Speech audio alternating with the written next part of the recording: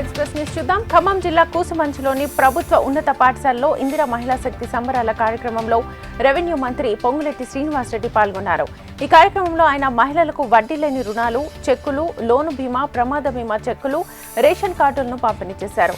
ఎంత ఎత్తు ఎదిగినా, ఎన్ని పేరు ప్రఖ్యాతలు సంపాదించినా తల్లికి కొడుకే అని, అదేవిధంగా పాలేరు నియోజకవర్గానికి తల్లి కొడుకుల సంబంధం అని తెలిపారు. ఇందిరమ్మ రాజ్యం కోసం నిరంకుశత్వ పాలనకు స్వస్తి చెప్పారని అన్నారు.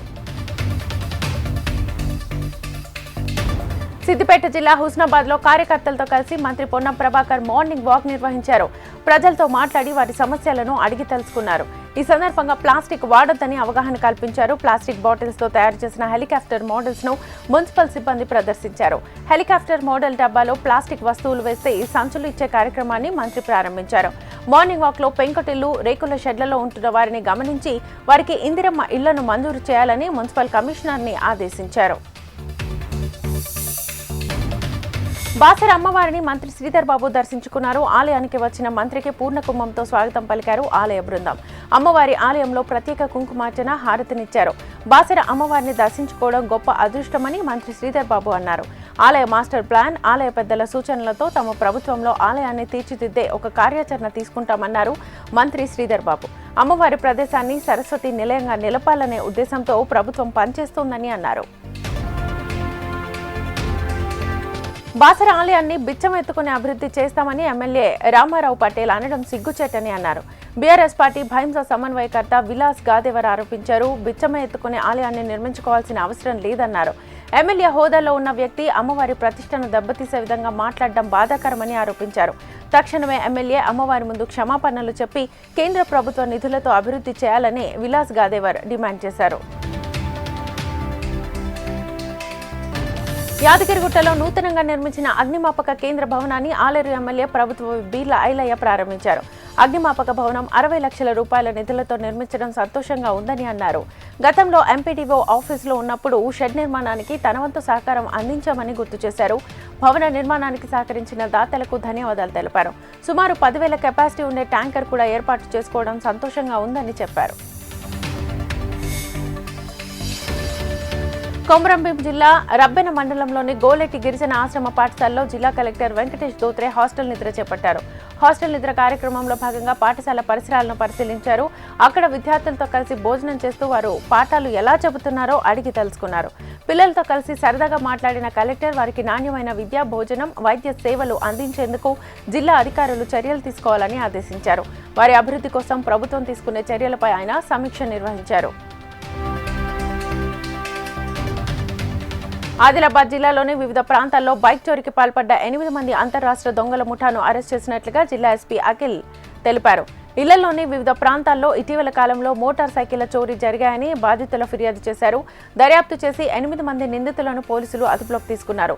వారి వద్ద నుంచి 12 బైకులు స్వాధీనం చేసుకున్నామని, నిందితుల్లో ఒకరు మైనర్ ఉన్నాడని జిల్లా ఎస్పీ పేర్కొన్నారు. మరపట్టించి ప్రభుత్వానికి అప్పగించాల్సిన 8 కోట్ల విలువ గల బియ్యాన్ని అక్రమాలకు పాల్పడ్డ రైస్ మిల్లర్లపై నారాయణపేట జిల్లా కోస్గి పోలీసులు కేసు నమోదు చేశారు. ఈ నెల 8న విస్తృత తనిఖీల్లో భాగంగా 2022-23 రబీ, 2024-25 ఖరీఫ్ సీజన్స్ లో ప్రభుత్వం వడ్లివ్వగా ఇప్పటికీ బియ్యం అప్పగించలేదు. బియ్యాన్ని అప్పగించకుండా నిబంధనలు ఉల్లంఘించిన రైసు మిల్లులో సోదాలు చేశారు. తనిఖీల్లో 75,417 బస్తాల ధాన్యం నిల్వ ఉండాల్సి ఉండగా కేవలం 86 బస్తాల ధాన్యం మాత్రమే గుర్తించినట్లుగా అధికారులు తెలిపారు. పూర్తి విచారణ చేపట్టి 10,72 లక్షల రూపాయలు జరిమానా విధించి రైస్ మిల్లు యజమానిపై ఫిర్యాదు చేశారు.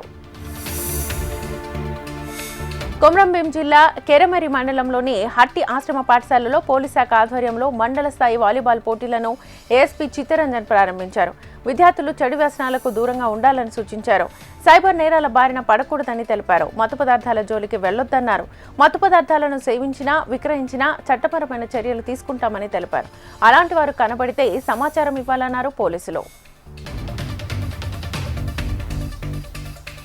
నిరుద్యోగులకు ఉద్యోగ, ఉపాధి అవకాశాలు కల్పించాలని భద్రాద్రి జిల్లాలో ఏఐవైఎఫ్ నిరసనకు దిగింది.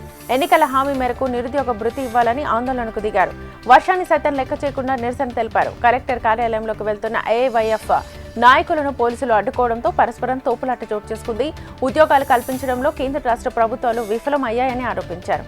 ఏడాదికి 2 కోట్ల ఉద్యోగాలు కల్పిస్తామని ప్రధాని మోడీ మాట తప్పారని విమర్శించారు. విద్యుత్ షాక్ తగిలి కార్మికుడు మరణించిన ఘటన మేడ్చల్ జిల్లా జీనోమ్ వ్యాలీ పిఎస్ పరిధిలో చోటు చేసుకుంది. సిద్దిపేట జిల్లా గజ్వేల్కి చెందిన గణేష్ కొల్తూరు వద్ద విద్యుత్ మరమ్మతులు చేస్తుండగా కరెంట్ షాక్ తగిలి మృతి చెందాడు. విద్యుత్ అధికారుల నిర్లక్ష్యం వల్లే గణేష్ మృతి చెందాడని కుటుంబ సభ్యులు ఆరోపించారు. కొల్తూరు రహదారిపై ఆందోళనకు దిగారు. విద్యుత్ ఏఈ, లైన్మెన్ ఘటనా స్థలానికి రావాలని కుటుంబ సభ్యులు డిమాండ్ చేశారు.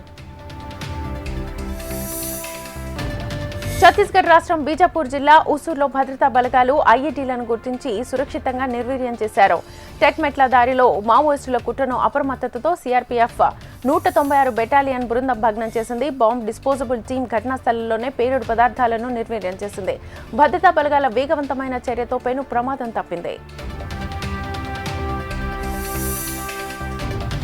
తెలంగాణ అభివృద్ధి చెందాలని జమన్ తాజుద్దీన్ ఉర్సు ఉత్సవాలు జరుపుతున్నామన్నారు ఫకీర్ తెలంగాణ రాష్ట్ర అధ్యక్షులు సయ్యద్ అలీ షా. మంచిర్యాల జిల్లా నస్పూర్లోని సంగమల్లయ్యపల్లెలో జమాన్ తాజుద్దీన్ 103వ ఉర్సు ఉత్సవాలు ఘనంగా నిర్వహిస్తున్నారు. జుమన్ తాజుద్దీన్ దంతాలని ఇక్కడ సమాధి చేశారని, అందుకే ఇక్కడ తమ తాత ముత్తాతల నుంచి ఈ ప్రాంతానికి ఇంత ప్రాముఖ్యత చేకూరిందని తెలిపారు. ఈ కార్యక్రమంలో కులమతాలకు అతీతంగా పాల్గొంటారని తెలిపారు. పెళ్లి కాని వారికి, పిల్లలు పుట్టని వారికి పీఠాధిపతుల చేత గోరింటాకు అనే ప్రత్యేక పూజ నిర్వహిస్తున్నామని తెలిపారు.